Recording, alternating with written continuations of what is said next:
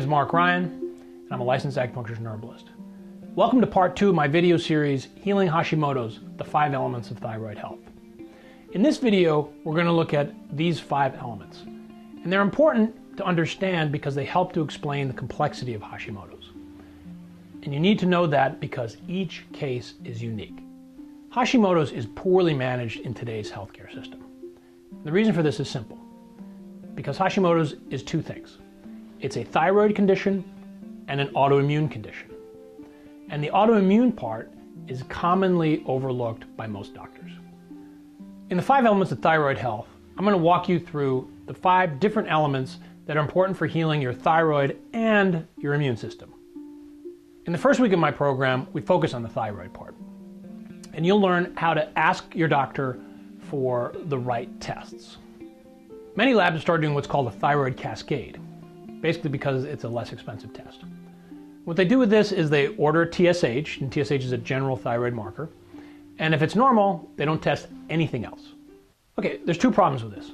First of all, the range of TSH has gotten so wide because so many people have thyroid issues and so many are on thyroid medication that those numbers really don't reflect a healthy thyroid all the time. Secondly, you may have normal TSH, but you still may have lots of symptoms and problems. So in this course, I'm going to teach you how to ask for the right tests so that you can get more information and figure out what's going on so that you can partner with your healthcare practitioner and get better results. Because the fact of the matter is, even if you have normal TSH, it doesn't necessarily mean you feel better. Just to give you an example, I recently had a patient whose TSH all came back normal. She had a flu shot and then her immune system went crazy. And she had Hashimoto's, so this made her immune system aggressively attack her thyroid. And what happened when that happened was that she started having all these weird behavior changes and she really thought she was losing her mind. Well, we ordered the proper tests and sure enough, she had full-blown Hashimoto's. So I sent her back to her endocrinologist and the doctor got really pissed off and didn't want to work with her because I'd found this out and he didn't. So I sent her to another endocrinologist who I work with, and together we partnered, and we've gotten her TSH back to normal. And then she got her life back. In week 2 of my program, you'll learn about the immune system. Most doctors and alternative care practitioners ignore this part of the disease, and they do it mostly because they just don't know how to deal with it, so they pretend it's not there. It is there, and once you cross over into autoimmune land, you are always going to be there. You need to learn to accept that. So it's really, really important that you understand how to balance the immune system. So your immune system has many different elements, but there are really 3 main parts. So there's like the frontline soldiers who are there attacking and fighting. There's the CIA kind of military intelligence part. And then there's the general who controls everybody and tells them when to stop fighting. With Hashimoto's or any autoimmune disease, basically one part of the immune system is out of whack. So for example, the general's too weak and he can't control his troops. So they start attacking, and they start attacking everything, including their own country and their own countryside. And they start attacking the palace where the thyroid is. Or the CIA guys go nuts and they start getting all paranoid and labeling everybody as the enemy. And then the soldiers don't know who to attack. You know, your body's like a country. It has these different borders, and basically these borders are your barrier systems. There's what protects you. And if you don't have good border security, good barrier systems, then things can get pretty crazy. All kinds of stuff can get in. Well, in my program, you will learn exactly how to distinguish these different parts of your immune system and how to test them. And usually with Hashimoto's, one part of the immune system is out of whack or what we call dominant. I'll give you an example of how this works. I recently had another patient, and she was tired all the time. She didn't have the energy to do anything. She didn't want to see her friends. You know, she really liked to work out, and she didn't have the energy to do that. Really, all she was capable of doing was getting to work and then getting back home. Well, we did a series of tests, and what we did was to challenge her immune system. And what we discovered was if we stimulated this one part, then her symptoms got worse. Well, what we found was that if we stimulated the other parts of her immune system, and we made sure she avoided the herbs and the foods that made her so tired in the first place and that stimulated that part of the immune system, then she was able to get her energy back. And she started to feel great again. In my program, you'll learn how to do that. Another thing I like to do when all these different things is give you both high-tech and low-tech solutions. So by that I mean, for example, a high-tech solution would be blood tests that we can test to figure out what's going on with the different parts of your immune system. And a low-tech solution would be we take the different foods and the supplements that we know stimulate those different parts, and we challenge your immune system that way. I'll show you how to do both, and we'll explain the advantages and disadvantages of each. In week 3, we look at the role the intestines play. Now, remember when I was talking about the borders? Well, your intestines are one of your barrier systems, or your body's border. Your body actually has 4 main borders. There's the skin, the blood-brain barrier, the lungs, and the intestines. The blood-brain barrier is really kind of like an interior border. It's sort of like a moat that protects the castle that is your brain. The skin, your lungs, and the digestive tract, which includes your intestines, are really the borders to the outside world. And that's a place where your immune system is really active because that's where it's protecting you. Well, one place where you can really have a lot of problems with your immune system and with your Hashimoto's is your digestive tract and especially your intestines.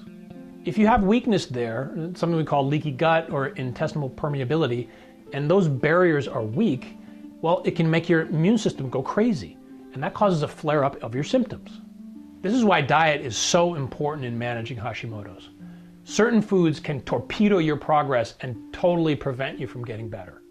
For example, I had another patient who's Italian, and you know how Italians are, they love pasta and bread. Well, it turns out she had some real weaknesses in her intestines, and she was also gluten intolerant.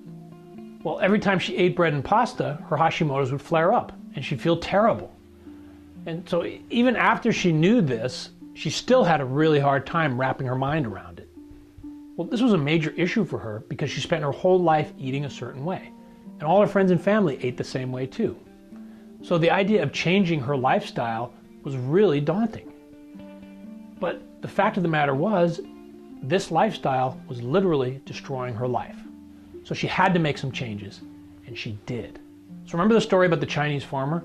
Well, this is a perfect example, because what seemed like a bad thing to her, changing her lifestyle in this way, actually turned out to be really great, because she was able to get her Hashimoto's under control, she was able to get her life back, and in the process, she lost a bunch of weight. And now she's become as passionate about her new gluten-free lifestyle as she was before about her previous life, and she's made everyone in her family a believer. In week 4, we look at how issues related to your blood can prevent you from getting better. And there are 2 big ones, blood sugar problems and anemias. Firstly, you have to get your blood sugar stable and keep it that way. Because if you don't, you can have a chain reaction that can affect your whole body, especially your endocrine system. Your thyroid, your adrenal glands, and your pancreas are all part of your endocrine system, and they're all talking to each other all the time. So if one part of the system gets out of whack, then the whole chain can completely fall apart. And this is really the beauty of Chinese medicine and why I've chosen to make it part of my program. Because Chinese medicine has taught us for hundreds of years that the body is like an ecosystem. All these different parts are all interrelated, and you can't treat it like a machine. This is why so many pharmaceutical drugs cause problems over time. Because basically they shut down one part of the system and then problems creep up somewhere else. Well, in order to have real health, you have to balance things and understand how each part relates to the other. The second major blood-related issue that can affect anything from working is anemias. This is a perfect example of how one thing can affect the whole body. And the most common anemia we see in women is iron deficiency anemia. So here, your body doesn't have enough iron and hemoglobin to carry oxygen to all the cells in your body. And if you don't have that oxygen, then your body's not getting the energy it needs to be able to do what it needs to do. So the problem with this is, you can take all the vitamins and supplements you want, but if it's not getting transported to your body, then it's not going to work. So you have to fix your anemia. Let me tell you another story about a patient I had. She was anemic, and we were trying to get her Hashimoto's under control. So we changed her diet, we tweaked her immune system, we gave her iron supplements, and nothing was working. In fact, we retested, and her iron levels actually went down. They got worse. So I was at my wits' ends. I was trying to figure out what the heck was going on. So I had her come into my office, and I started asking her lots of questions.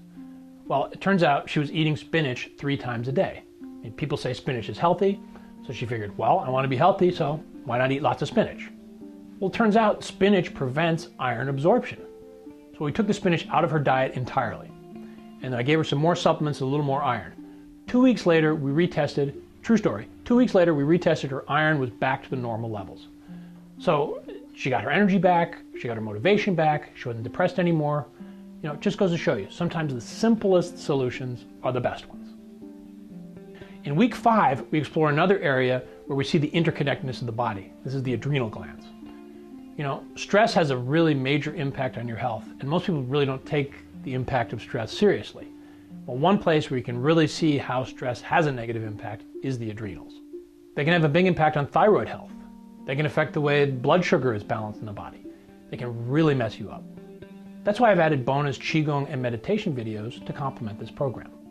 These are gentle breathing and visualization exercises that really help you to heal the negative impacts of stress. You know, one thing that's important to understand about all of this is it's not a linear process. Each case is unique, and somebody else's solution might not work for you. But it doesn't have to be hard.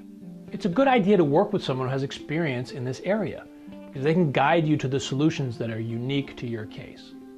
You know, kind of like my patient with anemia who was eating way too much spinach. That's why I'm here. Together in week 6, the last week of the program, we're going to take a look at the liver and liver detoxification and how that fits into the puzzle that we are solving. The liver is responsible for clearing things out of your body and for storing important things like fat and other nutrients. When it gets clogged up and your body doesn't detox properly, you can get some really serious health consequences. One place we see this is with hormone replacement therapy and birth control pills. If your liver's not working properly, these hormones end up building up in your system and they actually flood your system. When this happens, your body compensates and the receptors stop working and some of them shut down entirely. Well, this can have real consequences for your thyroid. This is especially true with estrogen replacement. If you have too much estrogen in your system, then thyroid hormone can't get to your cells. Also, if your liver is not working properly, these hormones end up going back into your system from your liver and they become toxic. And this can lead to all kinds of other health issues like breast cancer and prostate cancer and endometriosis and ovarian cysts and tons of other health issues. And just to be clear, I'm not opposed to hormone therapy. You just need to make sure the rest of your body is functioning properly so those hormones don't hurt you. This is really the importance of the 5-element system. When all of these elements are in balance, you really have a much better chance of being successful in healing your Hashimoto's. And so the 5 elements of thyroid health gives you the tools to help you do that. Wow, we covered a lot of territory here. So let's just review a little bit. In this video, I went over the 6 areas that are going to be covered in my Healing Hashimoto's program. And I gave you some real-life examples of how this process will unfold. You'll discover step-by-step systems for evaluating each one of these elements, and you'll learn how to heal your Hashimoto's. In our next video, we're going to look at some of the most common mistakes people make and some of the obstacles you're going to come up against in dealing with Hashimoto's. And if you learn what these are and how to avoid them, you can make greater progress faster. Once again, thanks for watching. I'm Mark Ryan, licensed acupuncturist and herbalist, and I would really love to hear from you. Tell me, what is the #1 thing you'd like to reclaim in your life after healing your Hashimoto's? Please leave me a comment, and I'll see you in the next video.